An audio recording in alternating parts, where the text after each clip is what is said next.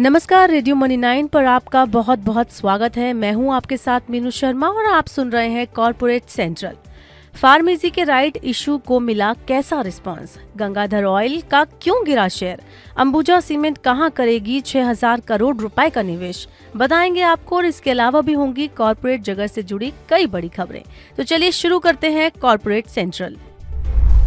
अदानी समूह की company Ambuja cement ने रिन्यूएबल पावर प्रोजेक्ट में 6000 करोड़ रुपए का निवेश करने की घोषणा की है। ये कंपनी कुल 1000 मेगावाट रिन्यूएबल क्षमता का लक्ष्य लेकर चल रही है। अंबुजा सीमेंट का शेयर आज करीब 0.25% की बढ़त लेकर 525 रुपए 90 पैसे के स्तर पर बंद हुआ। सालासर टेक्नो इंजीनियरिंग के शेयर में आज शुरुआती कारोबार में 8% से ज्यादा का उछाल देखने को मिला।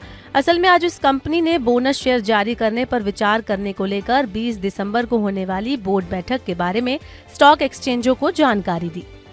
कारोबार की समाप्ति पर शेयर फीसदी की बढ़त लेकर 58 रुपए पर बंद हुआ, जो कि 58 रुपए 75 पैसे की रिकॉर्ड ऊंचाई के बेहद करीब है।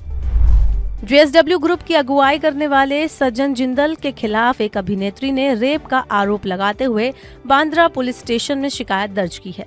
हालांकि रविवार को सज्जन जिंदल ने इसे बेबुनियाद बताते हुए रेप के आरोप को खारिज कर दिया है।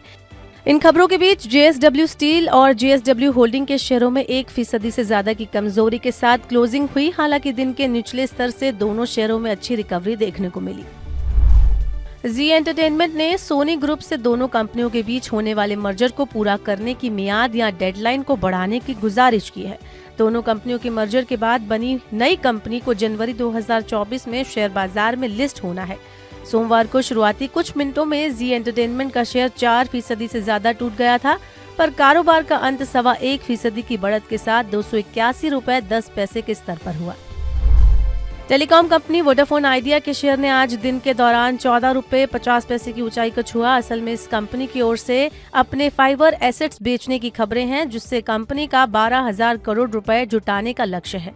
कारोबार के अंत में ये शेयर पूरी बढ़त गंवाकर 14.05 रुपए के स्तर पर एकदम सपाट बंद हुआ। हाल में शेयर बाजार में धमाकेदार अंदाज में लिस्ट होने के बाद गंगाधर ऑयल ने पहली बार अपने तिमाही नतीजे घोषित किए, जो कमजोर रहे। तिमाही दर तिमाही फाइनेंशियल ईयर 2024 की दूसरी तिमाही में कंपनी की आय 6.5% घटी है। वहीं इस दौरान मुनाफा 11.4% गिरकर 48 करोड़ रुपए रहा। कारोबार के अंत में शेयर करीब 6% गिरकर 291 रुपए 25 पैसे के स्तर पर बंद हुआ।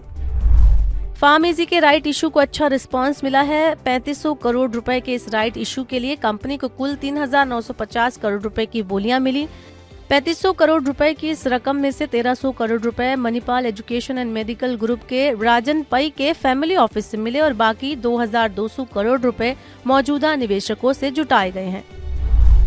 वाडिया ग्रुप की दिवालिया एयरलाइन कंपनी गो फर्स्ट को खरीदने के लिए 3 कंपनियां बोली लगाने की दौड़ में हैं। एक रिपोर्ट के मुताबिक घरेलू कंपनी स्पाइस जेट के अलावा 2 विदेशी एयरलाइन कंपनियां शारजहां की स्काई वन कंपनी और अफ्रीका की साफ्रिक इन्वेस्टमेंट ने भी गो फर्स्ट को खरीदने की इच्छा जाहिर की है। खबर के चलते स्पाइस जेट के शेयर में आज 20% का अपर सर्किट लग गया था और कारोबार की समाप्ति 19.8% की बढ़त के साथ 64.21 रुपए पर हुई।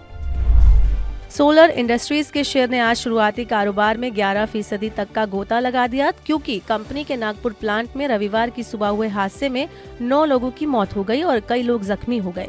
लेकिन कारोबार के अंत पर शेयर दिन के निचले स्तर से शानदार रिकवरी के बाद केवल 0.5% की कमजोरी के साथ 6,850 रुपए के स्तर पर बंद हुआ।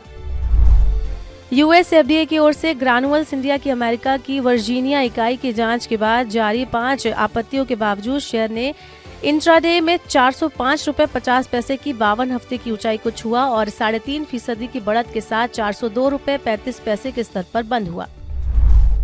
केटरिंग और ई टिकटिंग के कारोबार से जुड़ी सरकारी कंपनी IRCTC का शेयर आज 889 रुपए 35 पैसे की 2 साल की ऊंचाई तक पहुंच गया। आज इस कंपनी के 32,29,000 शेयरों का सौदा हुआ, जिससे कुल 271.51 करोड़ रुपए का टर्नओवर हुआ, जो अब तक का रिकॉर्ड हाई है। कारोबार के अंत में शेयर करीब 12% की बढ़त लेकर 874.05 रुपए के स्तर पर बंद हुआ। अब खबरें IPO से जुड़ी हुई।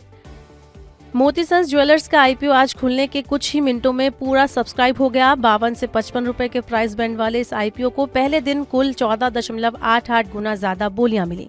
वहीं आज ही के दिन खुला स्वराज एस्टेट का आईपीओ 71% भरा, यानी इस इश्यू को भी ठीक ठाक रिस्पांस मिला। लेकिन आज बंद हुए आइनॉक्स विंड के आईपीओ को कुल 61.28 गुना का सब्सक्रिप्शन मिला। इस आईपीओ में क्यूआईबी यानी संस्थागत निवेशकों का हिस्सा सबसे ज्यादा 147.8 गुना भरा है। तो आज के कॉर्पोरेट सेंट्रल में बस इतना ही। इसको आपके लिए तैयार किया है हमारे सहयोगी संदीप ग्रोवर ने। बाकी और खबरों के लिए सुनते रहिए रेडियो मनी 9 और डाउनलोड कर लीजिए मनी 9 का मोबाइल ऐप। मैं हूं आपके साथ मीनू शर्मा। अभी के लिए इतना ही। नमस्कार।